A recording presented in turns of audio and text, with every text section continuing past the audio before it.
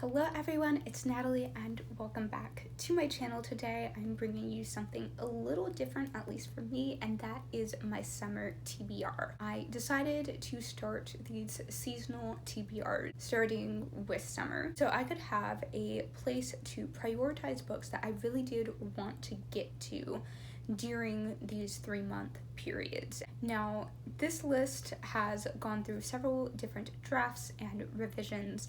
I originally had it done in May, then George Floyd's death and all the protests started happening, and it made me reevaluate a lot of things in my life, including my reading. One of my goals this year had actually been to read more diversely. The vast majority of the authors, the vast majority of the books I read last year, and it probably holds true for previous years as well, were by white authors. I hadn't been doing great at that goal for this first half of the year, but I did have a lot of required reading this past semester, and it was for a class where we read from classic literature by white men. When the protests started happening and I started thinking things over, I realized I was using that required reading as an excuse to try and justify why I wasn't going forward with my goal, why I was not reading very diversely. I was getting to read outside of the books for school, but most of them were still by white authors. It is not an awareness issue for me. I have plenty of books by people of color that I want to read, and they're on my Goodreads list and my TBR and things like that. It's not an accessibility issue for me, it's an intentionality thing. So I went through some stages of revising my summer TBR to reflect the intentionality and genuine diversity I want to have in my reading. Now, it is July, it is the middle of summer when I am filming this, so I have already read some of these books, which is great. 4 or 5 out of 16 books. 16 is a bit larger than I would like my seasonal TBRs to be, because I am allowing myself to read outside of them. I'm not making it strict, I can only read these books. It is summer, and I do think it's something that's fairly manageable then when I have more time. But it's safe to say that during the school year, my seasonal TBRs will be a lot smaller. The first books I'm going to talk about are all from my unread owned books. Another goal of mine is to whittle away at the number of books I own but haven't read, so I knew I had to have a place for that on my TBRs. And I'll go through them really quickly just because one of my last videos was all about these books. So first I have Beauty and Thorns by Kate Forsyth, The Downstairs Girl by Stacey Lee, Heart So Fierce and Broken by Bridget Kimmer, All Quiet on the Western Front by Eric Maria Remarque, and my collection of Maya Angelou poetry. Next category I have on my seasonal TBRs is books to review. These are books that I've either requested copies of or I have been contacted about giving an honest review of. And I have 2 of these for the summer, one of which I have already read. And that is The Girl with the Whispering Shadow by D.E. Knight. This is the second book in a middle grade fantasy series. I've been asked to read the first and second books to review in preparation for the third book in the series that was coming out the end of May. It's the second book in the Crowns of Cruzwald series, which follows a girl named Ivy in this kingdom where pretty much everyone has some degree of magic, but not everyone necessarily goes on to use it for great things. She thinks that she doesn't really have much magic, and she's kind of stuck being a servant for the rest of her life when she is forced to leave the place where she works and ends up at the School of Magic. So it's a bit of coming of age. There's this whole thing with learning magic, learning about her family and identity because she's an orphan. And there's also this plot line with an evil queen. I think that's all I'm going to say, because talking about the second book would give away some major spoilers for what happens in the first book. Oh, and the books review I'm talking about, all of them have come through NetGalley. Other book I have for review is An Arc of Never Look Back by Lilian Rivera, which comes out on September 1st of this year. It's a book I personally requested through NetGalley, and it caught my eye because it is a modern day Afro-Latinx retelling of the Greek myth of Orpheus and Eurydice. If you're not familiar with that story, it follows a musician named Orpheus who goes on a journey through the underworld to convince Hades to basically relinquish the soul of his dead lover Eurydice and resurrect her. This particular retelling follows a girl named Yuri who moves from Puerto Rico to New York City because of family tragedies, the devastation of Hurricane Maria, and this demon that is basically hunting her. While she is there, she meets Phaeus, who kind of seems to be this playboy musician type of character. As they get to know each other and fall in love, Phaeus decides he wants to help Yuri defeat the demon that is hunting her. I really like retellings in the case of Never Look Back. I love that it's pulling from more uncommon source material for retellings. A lot of times you see European folk tales and fairy tales, and in terms of Greek mythology, it tends to pull from more well-known stories like the Odyssey, Trojan War, and Perseus and Medusa. In the past probably year and a half, there's been a lot more retellings, especially in YA, that have pulled from not as common source material, which I love. The next books I've prioritized on my summer TBR are buddy reads. Originally I was just going to do 2 of these, but I've recently added 2 more to the list, so there are 4 total, and the first 2 are ones that I've already read. They were buddy reads for June,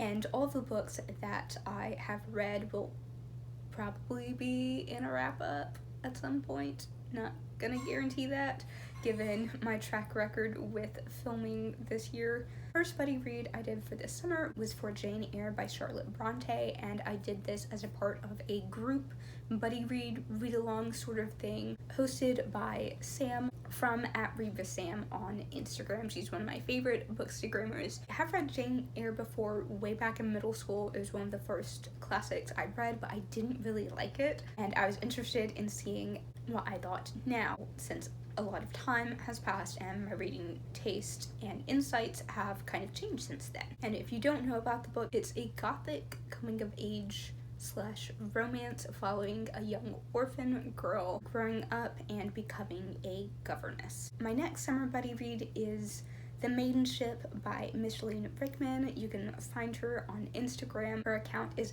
@whimsical illustrations. Of all the people I mentioned linked below, it is actually a 2020 release, and it is a YA fantasy romance adventure novel. It follows a boy named Dane who has lived on a ship for most of his life. His father is like a merchant trader person. An unexpected tragedy means that Dane is now captain of the ship. The figurehead on this ship actually ends up being alive. She was a princess who is cursed and transformed into wood. She ends up tasking Dane with breaking the curse and basically saving the magic in their world, which is under attack and disappearing. And I know that synopsis sounds kind of weird. The official synopsis sounds much better, but trust me, this book is amazing. It was such a blast. I buddy read this with one of my good friends on Instagram, Patty, or @Namaste Reading. Half of the fun really was the buddy part. It was our conversations together. Again, weird synopsis, but trust me, this book is great. Go read it. Next buddy read that I have going on for the summer, one I'm currently reading also with Patty, is Mexican Gothic by Silvia Moreno Garcia. This is another 2020 release. It just came out on June 30th, I believe, and this is one of my most anticipated releases of the year. When it was first being advertised, it was a little vague. It sounded like a gender-bent retelling of My Cousin Rachel by Daphne du Maurier. It was one of my favorite books last year, except it's set in 1950s Mexico, and it sounded awesome. Knew it was definitely Gothic. I did not know until like maybe a week before its release that it was actually Gothic horror, and there's a fair amount of gore and violence in this book. I'm not really looking forward to. There's a reason why I don't read horror, but I'm reading this with someone else, and I'm still excited about the prospects of the book. That it follows a young socialite who receives a disturbing letter from her cousin who recently married into a wealthy, secluded British family. and her cousin is basically asking her to come and rescue her. So she goes to investigate and see what's happening. And she ends up, I guess, kind of stuck in this house with this very strange family. There's lots of dark family secrets. And I believe the house itself is kind of a character. Like, it's kind of alive in a way, or manipulating things. I'm not completely sure, but it seems really cool. My last buddy read for the summer is a really big one, and that is House of Blood and Earth, Earth and Blood, House of Earth and Blood. I can never get the title right, or Crescent City by Sarah J. Maas, and I'm also reading this with Patty. I have never read a Sarah J. Maas book, and mainly this was because whenever books were coming out, I never was really interested in the premises. It was just not a book I wanted to pick up, and as they gained popularity, but also a lot of criticism, I also decided that the only reason why I'd read her books is to see which side of the debate I was on, if I absolutely loved or hated her books. And I don't know, I feel like that's just not the best reason to read a book, especially if there's no other reason you're interested in it. But this premise actually sounded pretty cool. And then one of my favorite YouTubers slash bookstagrammers, Melanie from Mel to the Any, got an arc of it, and she was doing a reading vlog of it, and she was so excited, and her excitement caught on.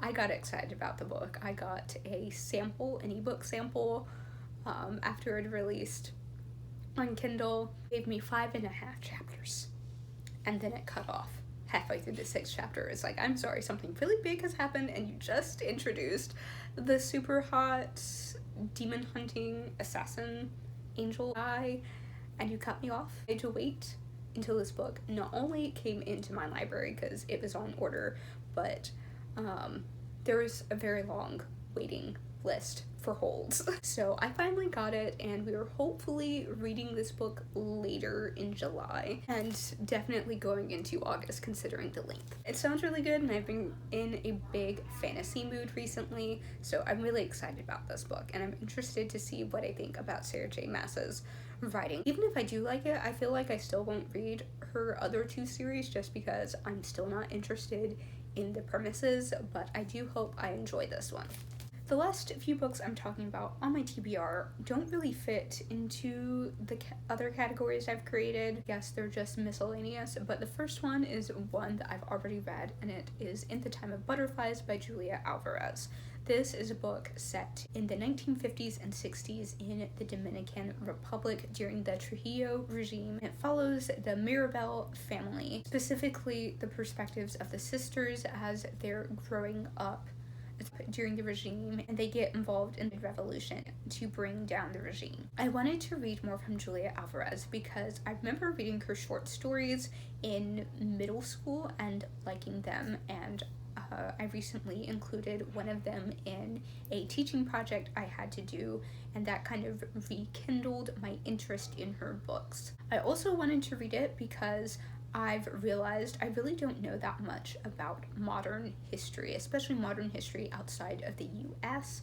We just don't really get to that stage in history in school unless you take some sort of specialty history course in college. Since I love learning about history and I also love historical fiction, I figured reading with some supplemental research on the side would be a great place to start. The next book I have on my summer TBR is The Poet X by Elizabeth Acevedo. I don't know much about this book other than it's a novel in verse. It follows a girl named Xiomara who comes from a very strict Catholic background. It means that she's not allowed to do a lot of things, including the slam poetry club that she really wants to be involved in. Poetry is very important to her and her expression, and it's also exploring her relationships and the objectification and sexualization of teen girls. I want to read this book because I read With the Fire and High by Elizabeth Acevedo last year and absolutely loved it, and I want to read more of her books. She did have Clap When You Land come out recently, and I know it's another novel in verse, so I wanted to read her other novel in verse and see if I liked her poetry style before diving into a brand new book. Next book I have in my summer TBR is Always and Forever, Lara Jean by Jenny Han. It is the third and last book in the To All the Boys I've Loved Before series. I read the first book, To All the Boys I've Loved Before, last summer. Absolutely loved it. It was one of my favorites of 2019. Wasn't a big fan of the second book, and I still haven't seen the second movie because I didn't like the second book and I haven't heard good things about the movie. I'm still going to see it at some point, I think. It's just something you have to make more enjoyable with friends and lots of cookies. I wanted to read this book because even though the second book was a bit of a disappointment, I'm still invested in the relationships. I still want to see how it all ends. And I also thought it was appropriate to read the last book during the summer, since I read the first book in the summer as well. The next book I went to read is The Hate You Give by Angie Thomas. And I know everyone and their great grandma has read this book at this point. I have not, and I don't know why, because it is a book I am interested in, and it's just been sitting there on my Goodreads list since it came out. It was on my list to read for this year, and I put it on my summer TBR to prioritize it because I was thinking I might not get to it otherwise. I'm just finally kicking myself in the butt to finally make myself read it. I've heard really good things about it and the movie adaptation, so I am excited for both. The final book on my summer TBR is Stamped from the Beginning, The Definitive History of Racist Ideas in America by Ibram X. Kendi. As the title suggests, this book traces racism throughout American history. This book has gotten a lot of hype recently because it's been circulating the internet on a lot of anti-racist reading recommendation lists. And I did end up getting it for the Blackout bestseller list thing that was happening June 20th through 26th. And I also got a fiction book to balance that out because I think it's important to not just read nonfiction about racism, but also black literature, also fiction by black authors, and also books. Ibram X. Kendi is a very well-known activist and author. He's written some other books and articles, including How to Be an Anti-Racist. I was interested in reading his works. I've been interested in reading his works in the past few months. I was actually initially introduced to his works not by all these online resources that were going around after George Floyd's death, but by one of my professors. We were talking about using diverse literature and also nonfiction, and I love learning about history, as I've already said, so in the moment this one has appealed to me a bit more. Okay, that is my summer TBR. I am planning on doing kind of a wrap-up, follow-up sort of video for each of my seasonal TBRs, just to see what books I read, what I thought of them, what I have learned about myself and my reading habits, so you can keep an eye out for that at the end of the summer. Thank you for watching this video. I hope you enjoyed it. And if you did, make sure to give it a thumbs up, subscribe to my channel, and click the notification bell so you are up to date on any videos I upload in the future. Have a wonderful rest of your day, keep reading, and I will see you next time here on The Mighty Quill.